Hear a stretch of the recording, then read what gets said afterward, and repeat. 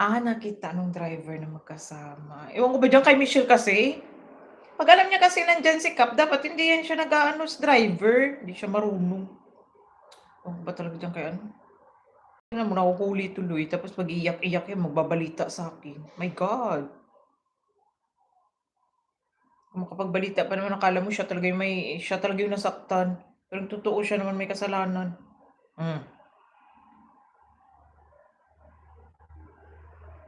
Naalala mo naiyak siya? Diyos ko day, nabalita sa'kin. Parang kaka.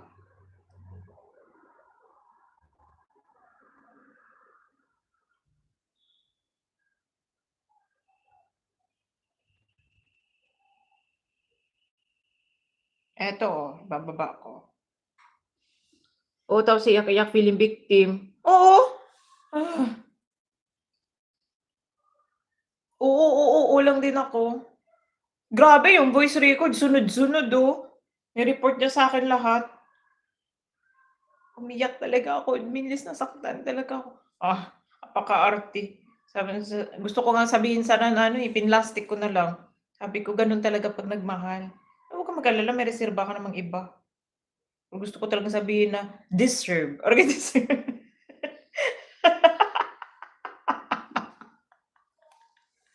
Ewan ko ba kay Michelle, siya na nga yung dahilan kay 'di ba siya din yung dahilan kung bakit nagkakagulo ng dahil kay Shawn? Si Michelle talaga. Lahat na lang talaga, salbahe.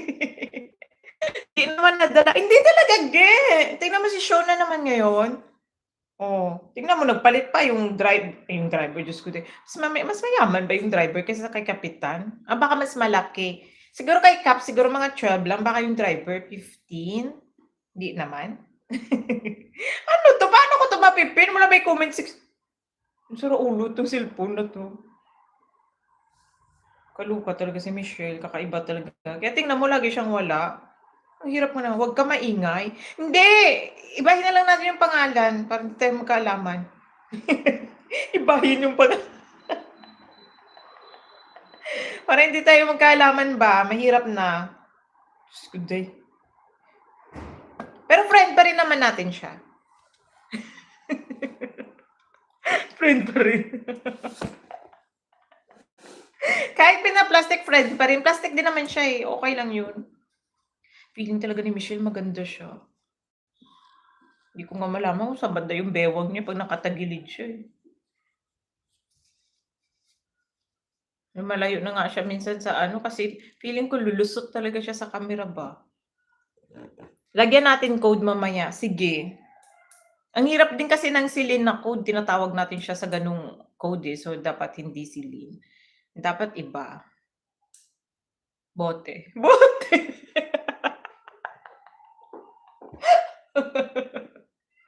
Buting may curve. Buti ng Celine.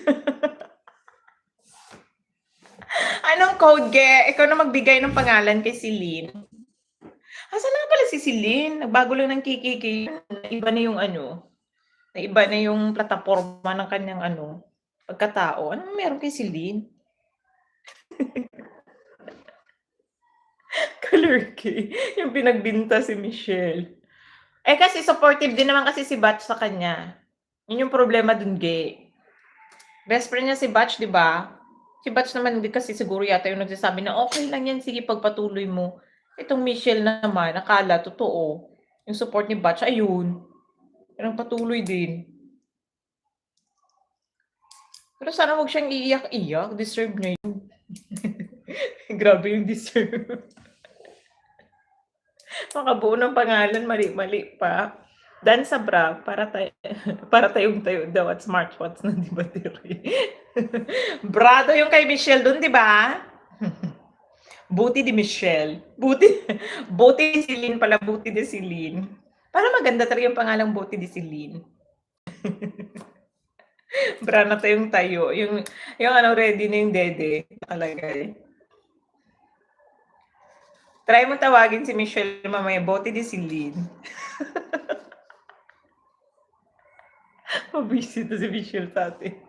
Supportive pa si Bat sa kanya. Kaya nga